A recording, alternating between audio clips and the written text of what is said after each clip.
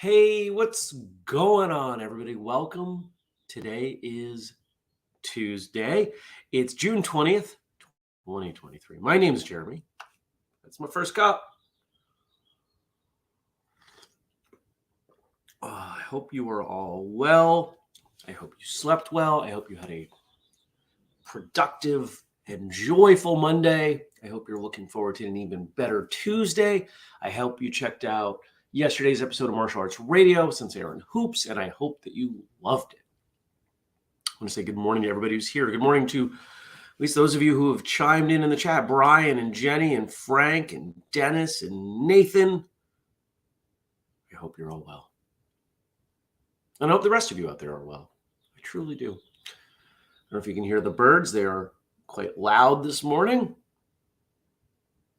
They're screaming away. I was up. The last thing I did before I went to bed last night was I realized that the hummingbird feeder was almost out of food, so I mixed up some more. And fortunately found a way to do it that required far less work and far less waiting time, far less hot water. So I was able to put it right out. Because the way I used to do it, just mixing the sugar with hot water and letting it cool, took a long time for it to cool enough to put out there, because I don't want to burn their little tongues. I guess it would be a tongue. I don't want to burn their little tongue. But put that out, went to bed, slept great, and here we are today. I'm back. Yesterday was a big meeting day, lots of meetings for me. They all went well. Stayed, I don't want to say really late at work. I was there until 5. For me, that's a little late. But got some good work done and looking forward to doing more of the same today. Frank says it's going to be rainy and yucky here in Cincinnati, so I'm spending time in front of my happy light. Frank has it's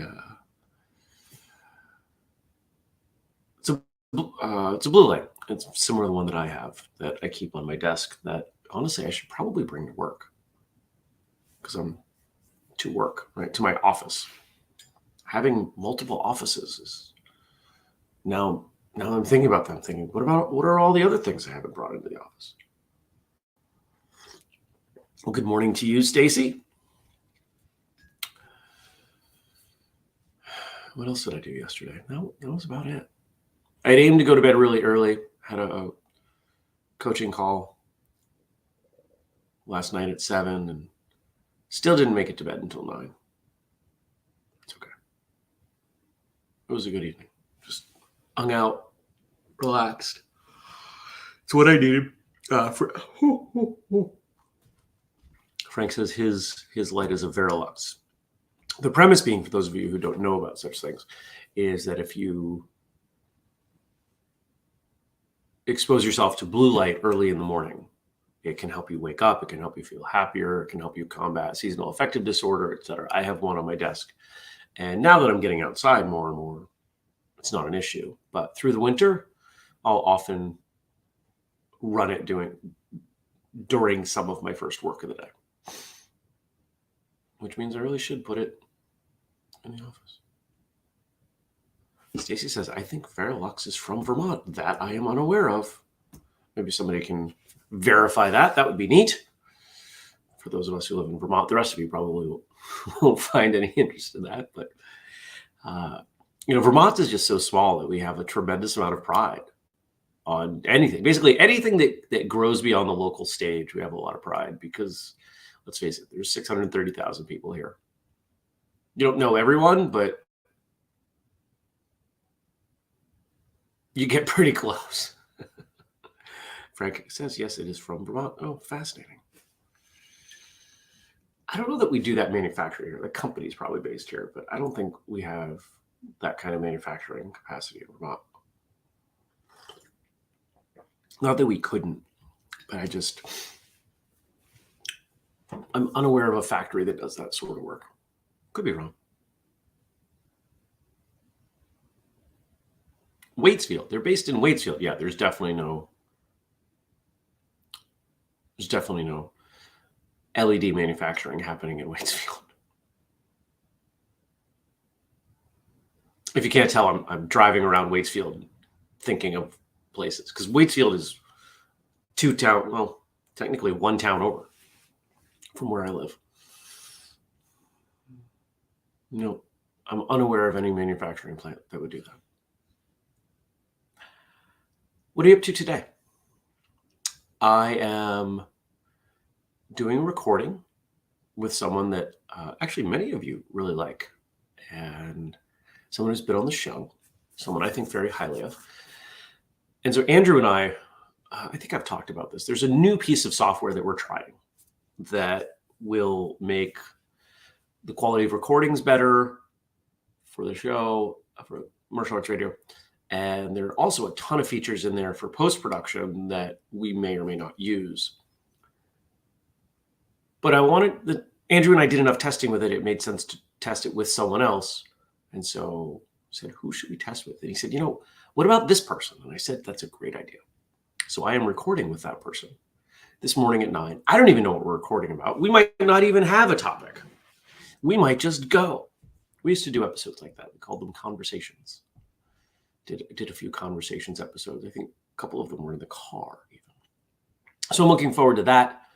After that, I have how do I want to refer to that appointment with Irvin? Irvin started his career as a structural integrator. I've known him for a very long time. He is someone I look up to very, very much. A lot of skill and awareness with the body. And I got some shoulder stuff. And to be honest, struggling to find a massage therapist that can take instruction. So, hey, Irvin, I need you to fix this and this. I know what needs to be done. I just don't have enough hands. So I have an appointment with him running through my day. Then I've got some work sort of things. I have a meeting this evening with Corey, who's helping me open the martial arts school. I got kicked a little bit. Temporarily, I'm going to run it through Whistlekick just for the sake of simplicity. And the insurance company told me that my umbrella policy won't cover teaching martial arts classes. Like, oh, okay. Which is interesting because we've gotten certificates of insurance before under that policy to cover martial arts events where we teach martial arts. So that's fascinating to me.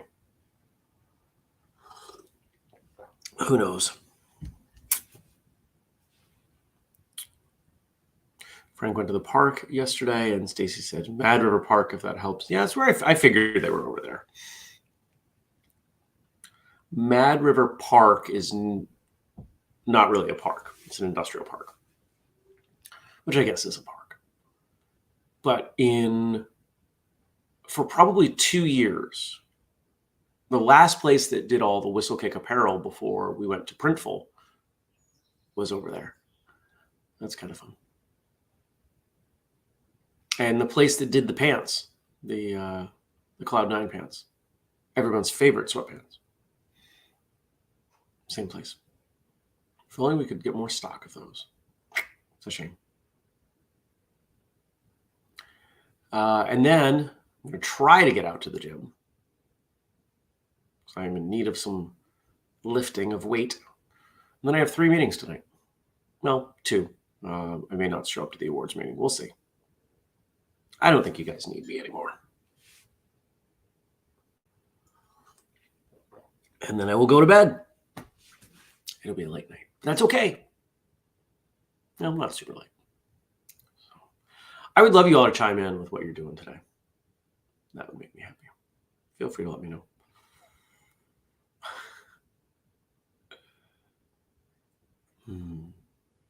I could easily go back to bed. Sleepy. I got to cut my hair I had to cut my hair before the podcast. I feel like there's something I'm missing out. Or I'm forgetting. Am I forgetting something? Who could tell me? Does anybody know that I'm forgetting something? I don't know why I'm looking outside and around my house as if I'm going to find it. Is it over there on next to the TV? No, there's nothing over there next to the TV. It tells me I'm missing something. There isn't even anything next to the TV. Dennis is making a rare drive into the office. Good luck.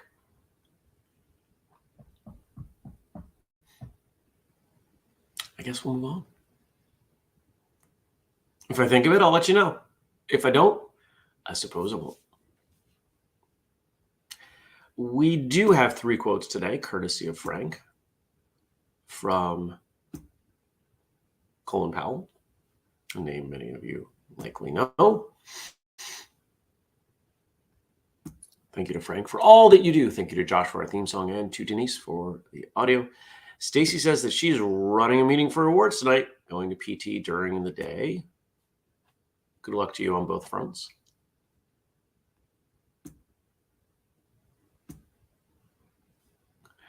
All right, here we go. There are Colin Powell quotes. The most important thing I learned is that soldiers watch what their leaders do.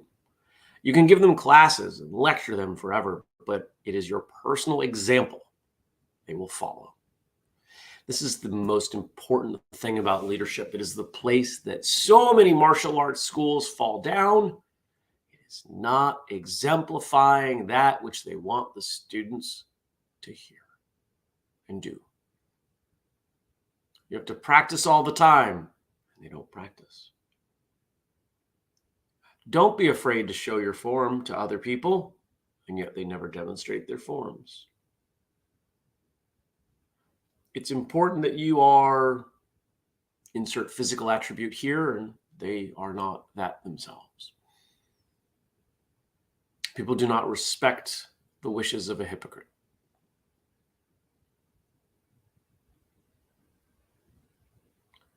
This is where some people fall back and say, do what I say, not what I do. Why not? If it's not important enough for you to do it, why do you want other people to do it? Or if it's important enough for them to do it, why did you stop doing it, if that is the case?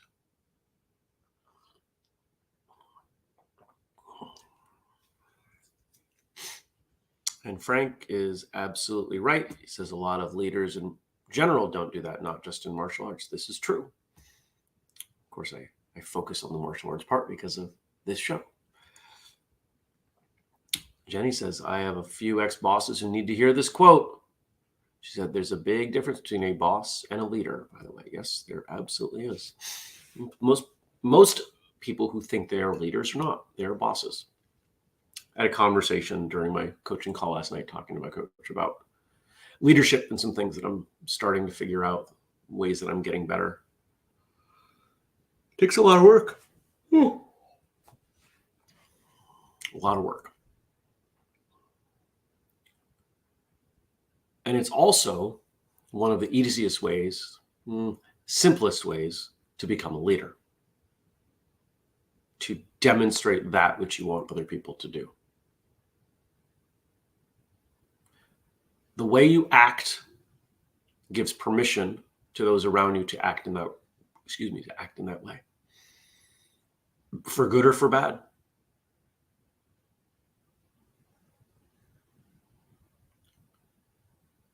To lead means to go first, to be in front.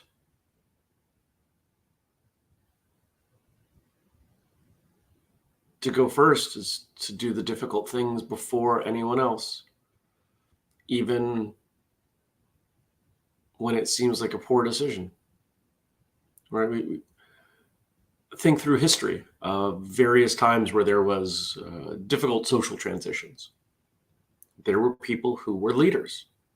They did things that were uncommon or rare, or maybe even might have even been the first people to do them. And we call them leaders because they led the way. They did something first. The children's game, follow the leader. See, this is all built in, but somehow we, as a society, have convinced ourselves that leadership is something that comes from credentials and positions of power, from a title on a business card or a name on the door or a certain following online. People can follow you without you leading them. It takes very little to have someone follow you with their eyes. But are they following you in their actions, in their hearts? If you ask them to do things, do they do them? Leadership is not a role that I was born for. I am not a born leader. I struggle as a leader. I think that gives me a different perspective, because I'm constantly working on my leadership skills. How do I need to show up today? How do I need to be with this person or the team or however? What does leadership mean to me? For me, it's really simple. There's a mission, and I need to inspire and demonstrate and direct those who are participating in that mission in such a way that collectively we achieve more. Military leader could send their soldiers out to battle and without structure, and some things would happen. But when they are organized, things go much better.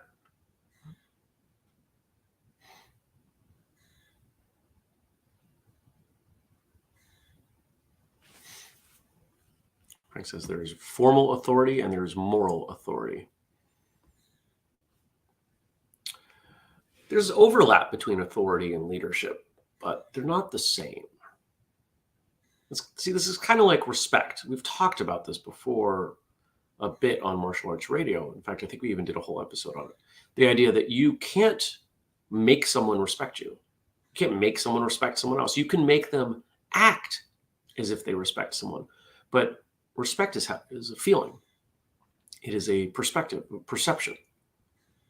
You can't force that. You could try to convince someone of it. But for example, if you don't respect me, I can't make you respect me by, hitting you. I can make you, in the martial arts context, I could force you to bow to me or use a certain title. But you don't have to mean it.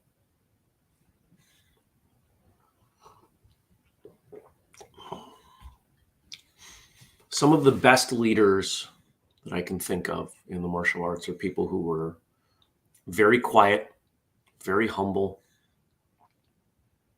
They practiced all the time. They were vulnerable in that they were honest. I'm working on this. I'm having a hard time with that. I want to get better at this. You saw progression from where you were to where they are, but they were still human. They didn't walk around with their thumbs in their belt saying,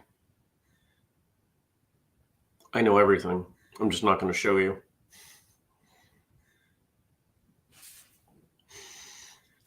Let's see what the next one is.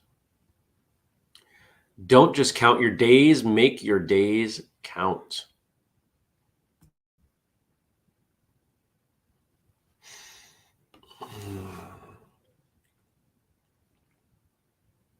Here's a question. A bit morbid of a question, but I think it's the cleanest way to ask it. If you fell over right now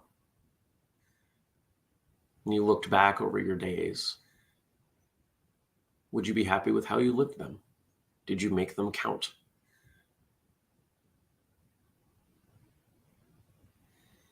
I think quite often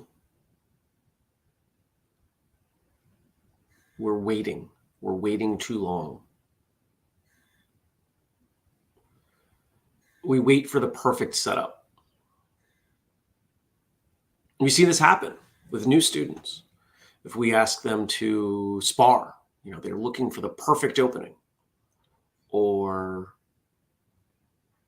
I've seen people preparing to break and they're just fidgeting, looking for the perfect distance and angle, and not throwing a technique in either case. And the truth is, there is no perfect, right? Eventually, you just got to go with it. The progression as you get better with sparring or breaking or so many other things is that the window that you have in which you can throw your techniques is significantly wider.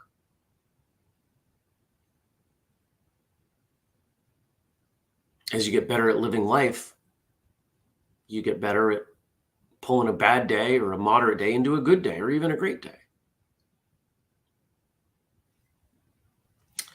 This is something I've been working on a lot.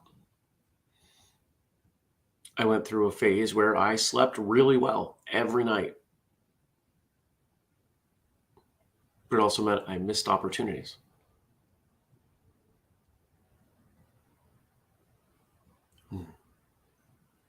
Nobody lays on their deathbed and says, man, I'm glad I got a lot of sleep. But you got to get enough sleep to get there.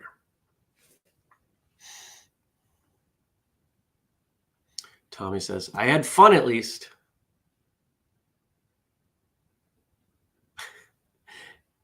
Dennis says, I need a new seminar belt with built-in thumb holders, warmers. Maybe Katara will make that for you. That's funny. Stacy says, on breaking, there's no perfect way, but there is definitely a wrong way. Yeah.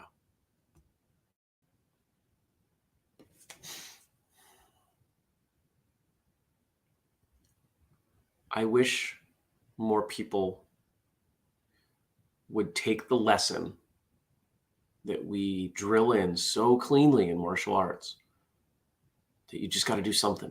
You just got to move. It's okay to not be good at something and just get better.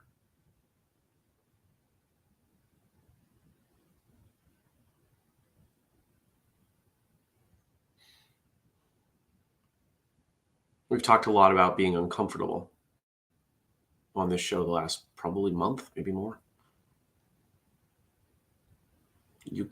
You're not going to have real growth without discomfort. And the more I look at the things that I'm progressing with, the more I realize that the places where I am uncomfortable are the places where the real growth is happening.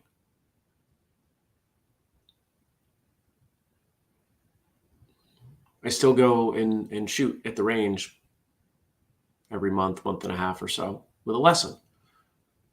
I'm still getting better, but I'm not getting nearly as good from time to time as I did the first couple times when I was really uncomfortable. There are plenty of other things I could go do and get better at. Some of them would make me really uncomfortable. I don't know what's an example of one. I've thought about rock climbing. That's something I'm kind of interested in, something I've done a little bit of.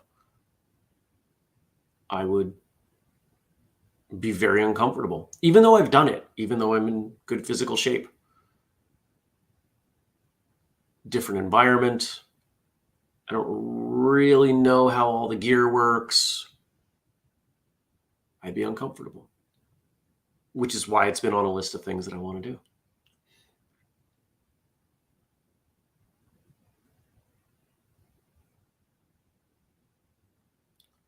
I think we need to do a better job of creating discomfort for ourselves, and if we teach for our students. We tend to create settings where they're uncomfortable initially, and then they become very comfortable. Let's make them uncomfortable in a healthy way, in a safe way.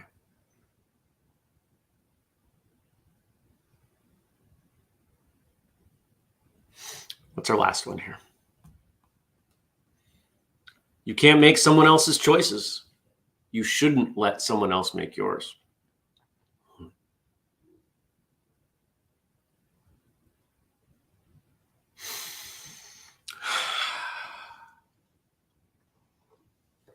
There are people out there, a lot of people out there, who make choices simply because someone else told them to. And they think you should make the same choice because of that authority figure. And you might think I'm talking about a specific subject. I'm not. This is everything.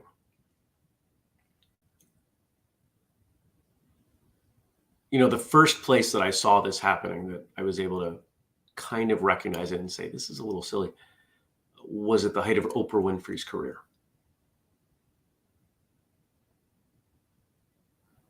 And the cleanest example from that is her book club. How many people, mostly women, but not entirely, went out and bought whatever book was the Oprah Book Club book that month? A lot of people.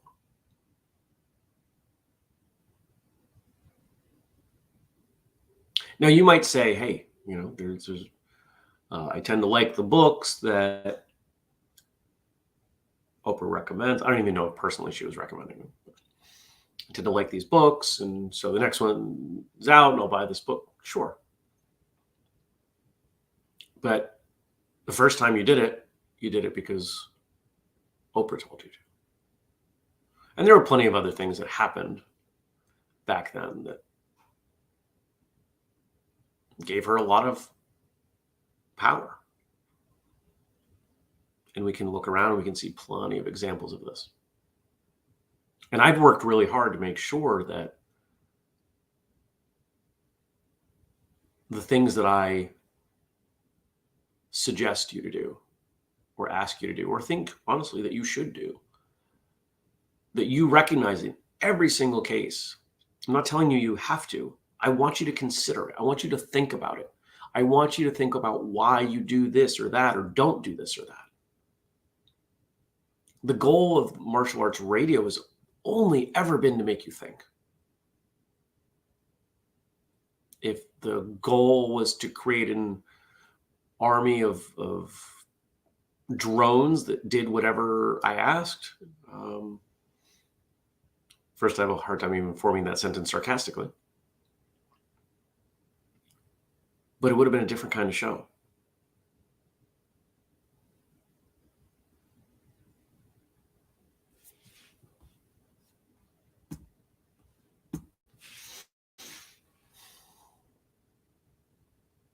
Make your own decisions. And it's ironic in a sense, isn't it, that this quote comes from a military leader, where we are, as non-military, conditioned to believe that soldiers don't think for themselves. And maybe some of the lower levels, lower ranks, are discouraged from thinking for themselves, but that doesn't last long. How do we handle it in martial arts? Generally, it's do it this way. You'll understand soon. A better school will give some additional explanation. But you have to figure out the system. You have to understand how things work through the repetition before you can ask questions and make your own decisions within the system. How do you act within a system until you know how it works? How do you create art with a certain medium if you don't know how it works? You're not going to write Spanish poetry if you don't know how to speak Spanish.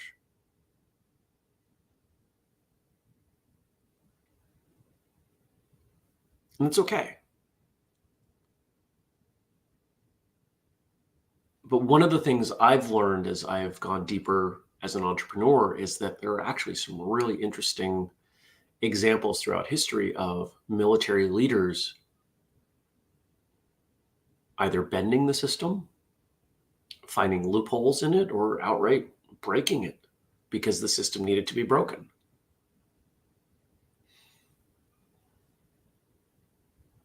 I think a lot of the work that we do at Whistlekick is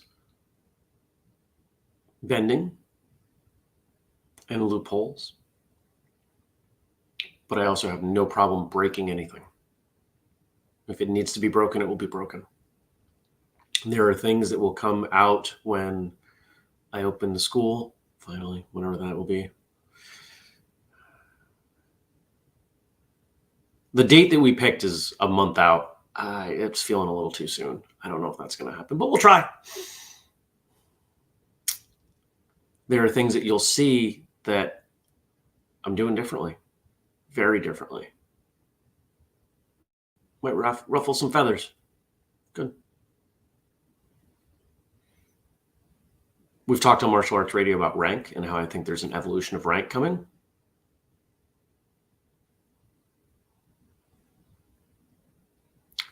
I was talking to somebody else. I was talking to somebody yesterday,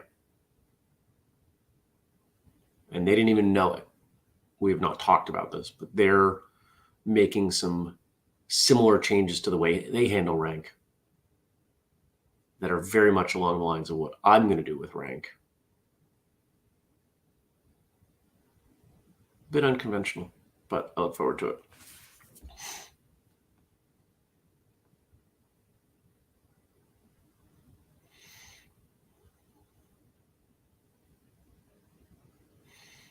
Tommy says, every choice has consequence. Whether you want those consequences to be good or bad, it's up to us.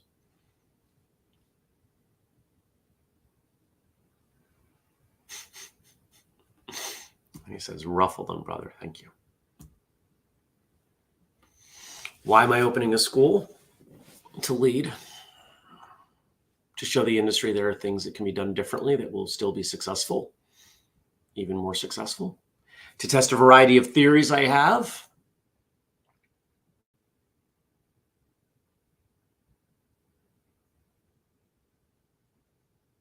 To help people.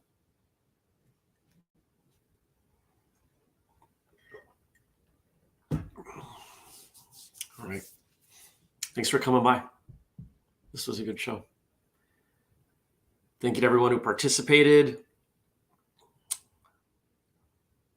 Thank you to everyone who supports Whistlekick in all the variety of ways that one might support. Sharing things with other people being the biggest thing I can ask for. Help us grow in the martial arts world by telling people about things. You know, right now, the biggest thing you can tell people about is Martial Summit. Over the weekend, I was telling a few people about what we're doing and what this event looks like. And they're just going, what? You're doing this in New England? Yes. Everyone needs to be there. We need, the more people we have, the more we grow. And I don't just mean the more people Whistlekick has, the more Whistlekick grows. The more people Whistlekick brings into this event, the more the martial arts industry grows. So please come. Please bring people. And please have a great day. I appreciate each and every one of you, and I will see you back here tomorrow. Take care. I'll see you then. Peace.